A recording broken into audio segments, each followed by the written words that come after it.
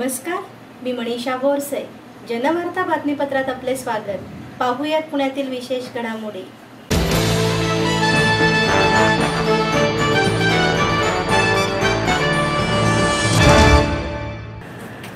चपराक प्रकाशनाच्या वतीने सौरभ दुधाळे यांच्या सजवलेले क्षण या काव्यसंग्रहाचे प्रकाशन करण्यात आले.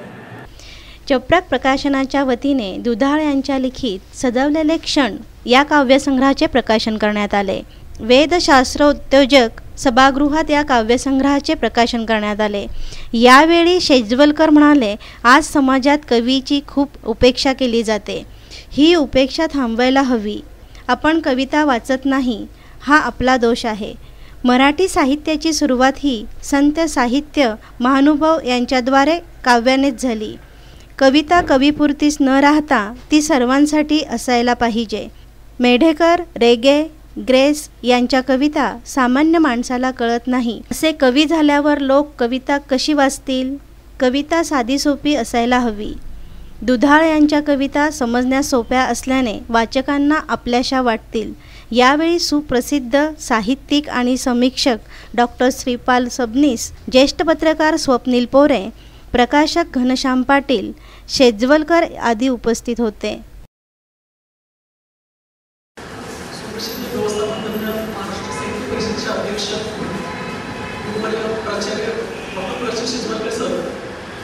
ज्यांच्या हस्ते आज या संग्रहाचं प्रकाशन होतं आहे ते महाराष्ट्रातील विख्यात वक्ते, साहित्यिक, समीक्षक, चपराक परिवाराचे सल्लागार श्रीपाल सबनीस सर, आजच्या या संग्रहाला अत्यंत सुंदर प्रस्तावना लिहिणारे कवी, पुण्यातल्या पत्रिकेतील स्वतःची वेगळी ओळख असणारे स्वप्नील पोरे सर, या सजवलेले क्षण संग्रहाचे कवी प्रल्हाद दुधाळे व्यासपीठ आज समोर जे आहेत त्यापैकी सगळे मान्यवर आहेत.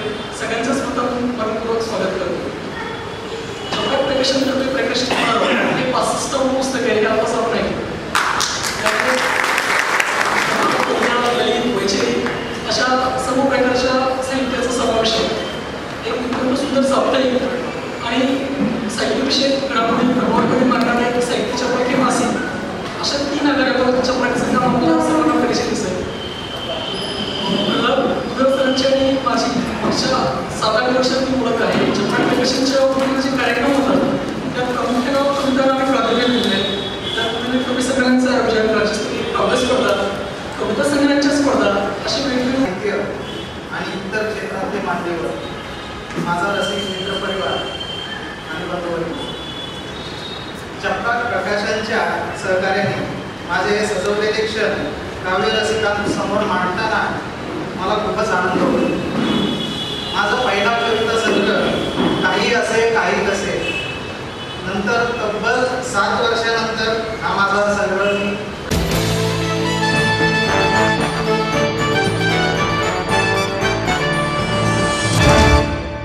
कर्करोगावरील आधुनिक उपचार पद्धती आणि निदान या कार्यक्रमासाठी माजी राष्ट्रपती प्रतिभाताई पाटील या उपस्थित होत्या. कर्करोगावरील आधुनिक उपचार पद्धती आणि निदान या विषयावर मल्टीडिसिप्लिनरी ॲप्रोच संस्थेच्या वतीने आयोजित वैद्यकशास्त्रातील सर्व पॅथीच्या म्हणजेच आयुर्वेद, होमिओपॅथी, ॲलोपॅथी तज्ज्ञांच्या राष्ट्रीय परिषदेचे उद्घाटन माजी राष्ट्रपती प्रतिभाताई पाटील यांच्या हस्ते करण्यात आले.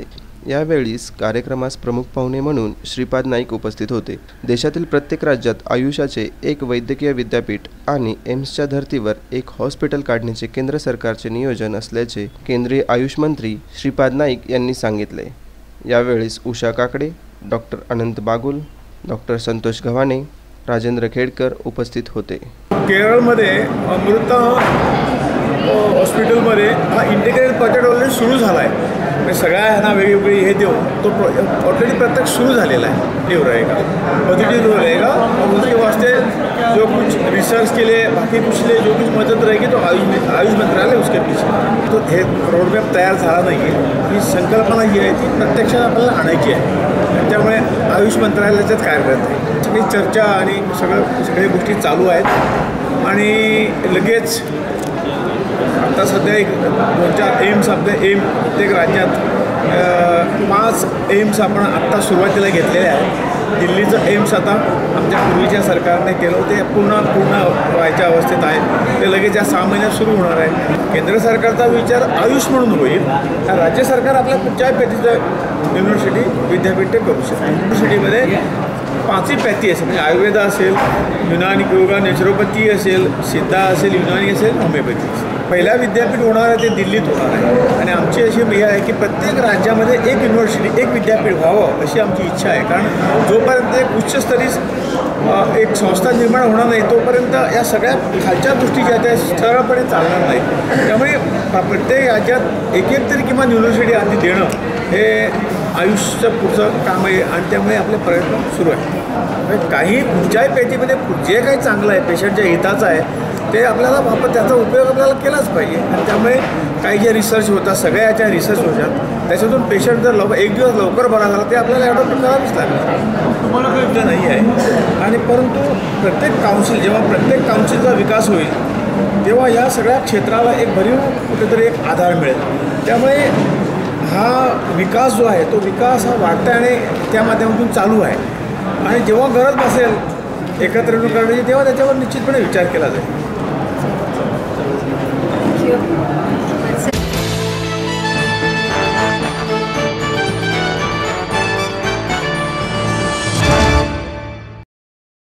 आपलं स्वप्न, आपलं मन, आपलं स्वतःचं घर हेच खरं धन.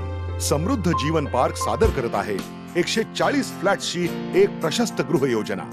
कात्रज कोंढवा रोडवर बिबवेवाडीपासून फक्त 2 किलोमीटर अंतरावर आपल्या आर्थिक गणितात बसणारे 1 व 2 BHK फ्लॅट्स. तब्बल 3 मजली पार्किंग सह ऐस पैस गार्डन, क्लब हाऊस आणि इतर सुविधांनी सुसज्ज. बुकिंग साठी संपर्क 9850937373 9850947373. समृद्ध जीवन, नांदी सौभाग्याची, सुरुवात प्रगतीची.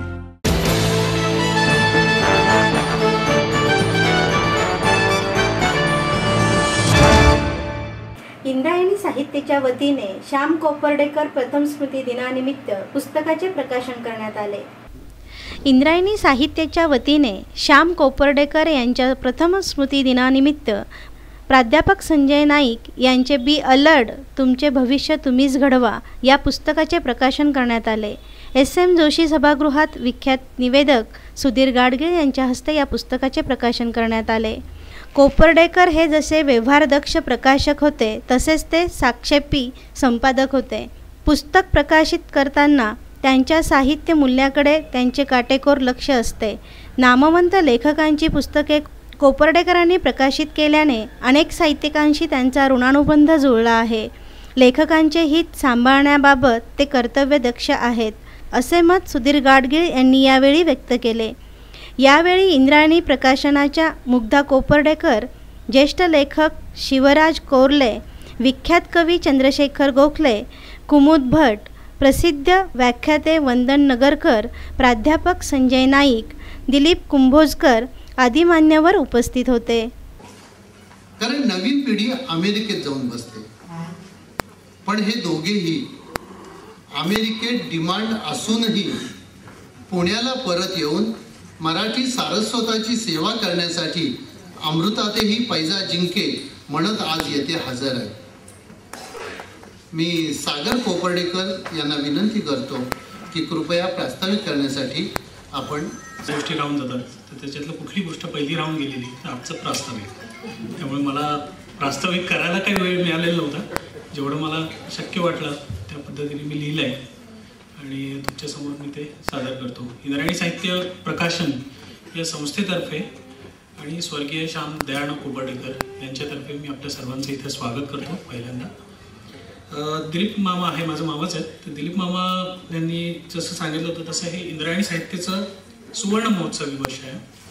50 वर्ष या संस्थेला झाली आणि या सुवर्ण महोत्सवी वर्षातच माझे वडील मागच्या वर्षी अचानक त्यांचं निधन झालं.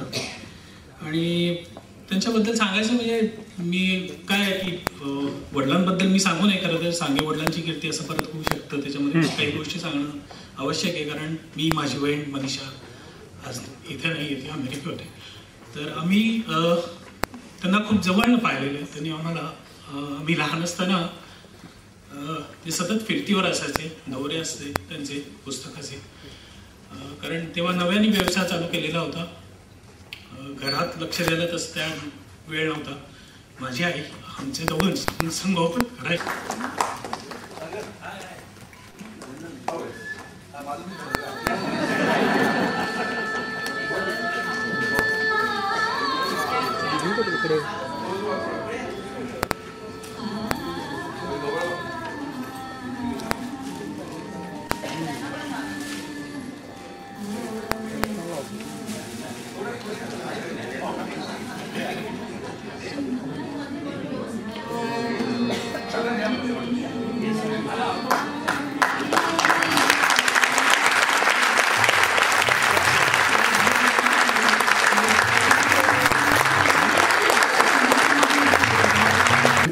लेखकाचे लेखकीन म्हणत नाही, नाही तर ते सुद्धा यांनी केलं असतं.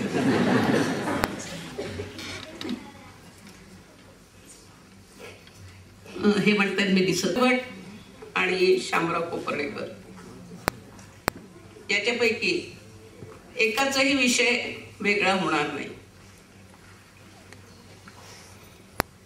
जेव्हा काही लिहायचं असेल, मोठं काही प्रोजेक्ट असेल, तेव्हा रवींद्र भटांची एक खासियत होती, ऐन पावसाळ्याचा सीझन त्याच्यात शिवथरगडीत जाऊन बसायचं. ज्यांनी शिवथरगड पाहिजे असेल त्यांना माहिती की तिथे किती म्हणजे एकाकी आहे, कुठलीही सोय नाही, फोन नाही, फोन मिळतच नाही. तर ते शिवथरगडीत जाऊन बसले होते. भेदिले सूर्यमंडळाचं लेखन चालू होतं आणि एक दिवस मला फोन आला आणि त्याप्रमाणे तुम्हाला करायचं. ती चिठ्ठी आली, ती अर्धवट भिजून आली होती, पण त्याच्यामध्ये एक नाव फक्त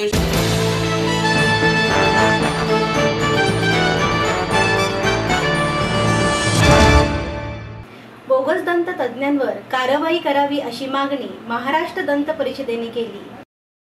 कृत्रिम दात, कवळ्या, किडलेले दात भरण्यासाठीचे सिरॅमिक दातांची कॅप आदी बसवण्याचे दंततज्ज्ञांशी संबंधित शिक्षण घेऊन भारतीय दंत परिषदेची त्यांनी मान्यता घेणे बंधनकारक आहे.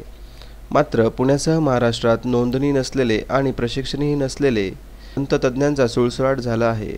पुण्यात असे सुमारे 250 बोगस दंततज्ज्ञ आहेत. अशा बोगस दंततज्ज्ञांचा शोध घ्यावा आणि त्यांच्यावर कारवाई करावी असे आदेश महाराष्ट्र राज्य दंत परिषदेने पुणे महानगरपालिकेला दिले आहेत. त्यास महिना उलटला तरीही अशी कोणतीही कार्यवाही पालिकेने केलेली नाही. बोगस दंततज्ज्ञांमुळे अयोग्य दात रुग्णांना लावलेले जात असून तरीही पालिका याकडे डोळेझाक करत आहे असा आरोप महाराष्ट्र डेंटल मेकॅनिकल असोसिएशनने पत्रकार परिषदेत केला. यावेळी असोसिएशनचे अध्यक्ष संदीप नाईक, उपाध्यक्ष संदीप शाह, सचिव राजू भोई, सहसचिव गिरिपुंजे उपस्थित होते. डेंटल टेक्निशियन 1500 आहेत, आम्ही 1500 आणि बोगस जे लोक कारागीर आहेत त्यांना लायसन नाही असे 2 ते 4.5 लोक असतील असा आमचा अंदाज आहे महाराष्ट्रामध्ये, पूर्ण महाराष्ट्रामध्ये. पुण्यात राहून वेगवेगळ्या किंवा डेंचर असतं, इम्प्लांट डेंचर असतं, ते बनवण्यासाठी डेंटल लॅबोरेटरी नावाचा एक प्रकार असतो. ती डेंटल लॅबोरेटरी चालवण्यासाठी एक क्वालिफिकेशन लागतं. ते क्वालिफिकेशन डिशाच्या रेकग्नाइज कॉलेजमध्ये केलं पाहिजे आणि ते कॉलेजचं डिग्री घेतल्यानंतर after pass out state government state council असतं प्रत्येक स्टेटला, तिथे रजिस्टर मेंबर झाला पाहिजे. आफ्टर रजिस्टर मेंबर झाल्यानंतर तुम्ही लॅब चालू करू शकता महाराष्ट्रामध्ये किंवा इंडियामध्ये. ती चालू झाल्यानंतर तुम्ही डॉक्टरकडनं ऑर्डर आल्यानंतर त्याप्रमाणे आपण काम करू शकतो. पण तिथे असं उलटं आहे, इथे तसं न करता कोणी पण पॅक्स म्हणजे बिना डिग्री 5वी फेल 10वी फेल असे लोक हे बिझनेस चालू करत आहे. त्याला 12वी सायन्स पास पाहिजे असतो. 12वी सायन्सनंतर 3 इयर्सचा कोर्स आहे. तो कोर्स कंप्लीट केल्यानंतर तुम्हाला डिग्री भेटली असते. डिग्री भेटल्यानंतर तुम्हाला स्टेट लेवलला ते रजिस्टर करावं लागतं. जर ऑथराईजने जे काम केलं गेलं तर तुम्हाला वेगळ्या क्वालिटीचं मटेरियल भेटतं, दाताचा कलर मॅच होतो, शेप चांगला दिसतो आणि अन्न तर अडकत नाही, त्याच्यामुळे स्मेल येत नाही. स्मेल न आल्यामुळे फूड लॉजमेंट न झाल्यामुळे दाताची हिरडी वगैरे झिजत नाही. ओके, जर हेच काम बोगस लॅबने केलं तर तुम्हाला दाताचा शेप कलर मॅच होणार नाही, ॲस्थेटिक 0 भेटतं. प्लस फूड लॉजमेंट झाल्यामुळे दाताची हिरडी झीज होते, फूड लॉजमेंट होते आणि दात तो पडू शकतो किंवा बाजू दाताला कीड लागू शकते. बिकॉज ऑफ अनक्वालिफाईडने केल्यामुळे. हे पहिली तक्रार आम्ही स्टेट काउन्सिलला केली होती की आम्ही महाराष्ट्रामध्ये असल्यामुळे स्टेट काउन्सिलला केलं. त्यांनी कमीत कमी 1 वर्ष काहीच काम केलं नाही. मग मी डिसायला केलं सेंट्रल गव्हर्नमेंटला. त्यांनी 10 एप्रिल 2015ला स्टेट काउन्सिलला नोटीस काढलं की तुम्ही याच्यावर ॲक्शन घ्या. त्याच्यानंतर त्या लोकांनी मग नगरपालिकेला आम्ही कंप्लेंट दिली, ज्या एरियामध्ये त्यांना कंप्लेंट दिलेली आहे. पण टिल टुडे 2 महिने झाले कुठल्याही नगरपालिकेने ॲक्शन घेतलेली नाही. इव्हन आम्ही कमिशनरला भेटलेलो आहे, नाशिक, सोलापूर, पुणा यांना पण कंप्लेंट दिलेली आहे. त्या लोकांनी पण काही ॲक्शन घेतलेली नाही. आम्ही चौकशी करतो आणि कळवतो असं सांगितलं आहे. महाराष्ट्रामध्ये बोगस लॅबची संख्या कमीत कमी 2 ते 2,500च्या वरती आहे असा आमचा अंदाज आहे. जास्त असू शकते पण कमी नसणार आहे. आणि क्वालिफाईड जे असतात प्रोफेशनल लॅबवाले आहेत 1000 ते 1500 लोक आहेत. आता आम्ही टोटल महाराष्ट्रामध्ये पब्लिकमध्ये जाऊन तुमच्या मीडियाचा सपोर्ट घेऊन आम्ही पब्लिकला अवेअरनेस करणार आहे. स्टेट गव्हर्नमेंटला आवाहन करणार आहे की यांच्यावरती कंट्रोल आणा, यांच्यावरती कुठला रूल्स ॲक्शन घ्या. दुसरी गोष्ट आम्ही हायकोर्टात रिट फाईल करणार आहे आणि हायकोर्टाचा रूल्स फॉलो करायला लावणार आहे. यांच्यावरती आमचा प्रयत्न चालू राहणार आहे आणि जेणेकरून पेशंटची फसवणूक होते ती बंद झाली पाहिजे. माझं नाव संदीप नाईक आहे. मी महाराष्ट्र डेंटल मेकॅनिक असोसिएशनचा प्रेसिडेंट आहे.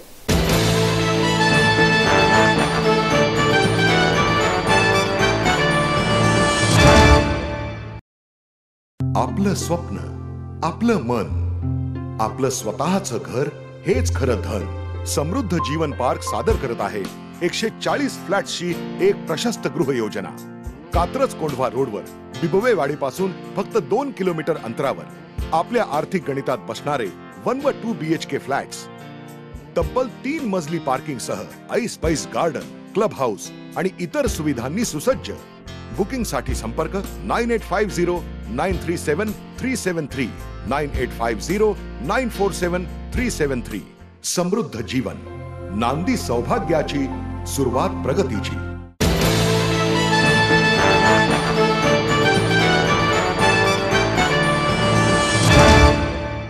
रिपब्लिकन जनशक्ती पक्षाचे पारधी समाजाला न्याय मिळवून देण्यासाठी बेमुदत धरणे आंदोलन सुरू. पारधी समाजाच्या स्वकष्टार्जित जमिनीचे गैरमार्गाने व्यवहार व दस्त करून विक्री केली जात आहे. पारधी समाजाच्या जमिनीच्या मालकांच्या वारसदारांनी त्यावेळी पोलिसांमध्ये तक्रार नोंदवूनही कोणतीही कारवाई झाली नाही. याच्या विरोधात रिपब्लिकन जनशक्ती पक्षाने पारधी समाजाच्या जमीन वारसदारांना बरोबर घेऊन पुणे जिल्हाधिकारी कार्यालयासमोर 22 जूनपासून बेमुदत धरणे आंदोलन केले आहे. आंदोलनकर्त्याच्या वतीने निवासी उपजिल्हाधिकारी सुरेश जाधव यांना निवेदन दिलेले असून त्यांनी तातडीने शिरूर तहसीलदार व पुणे पोलीस अधीक्षक ग्रामीण यांना तात्काळ तपास करून अहवाल सादर करण्याचे आदेश दिले आहेत. या बेमुदत आंदोलनात रिपब्लिकन जनशक्ती पक्षाचे पुणे शहर जिल्हा अध्यक्ष शैलेंद्र मोरे, पुणे शहर युवक अध्यक्ष आबा वाघमारे, पश्चिम महाराष्ट्र उपाध्यक्ष शरद सागर पवार, चैत्राली काळे, अस्मिता पवार आदी सहभागी होते. अध्यक्ष मी शरद सनस पवार बोलतोय.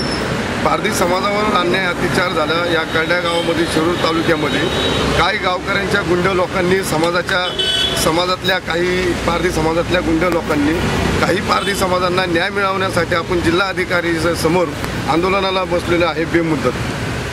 कशासाठी आंदोलन करत आहे?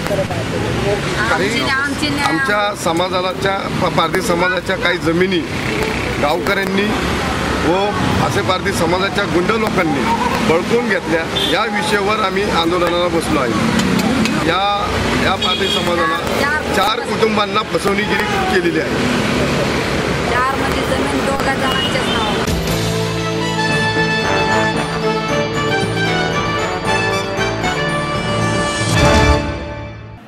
आम आदमी पार्टीतर्फे भाजप सरकार विरोधात आंदोलन करण्यात आले.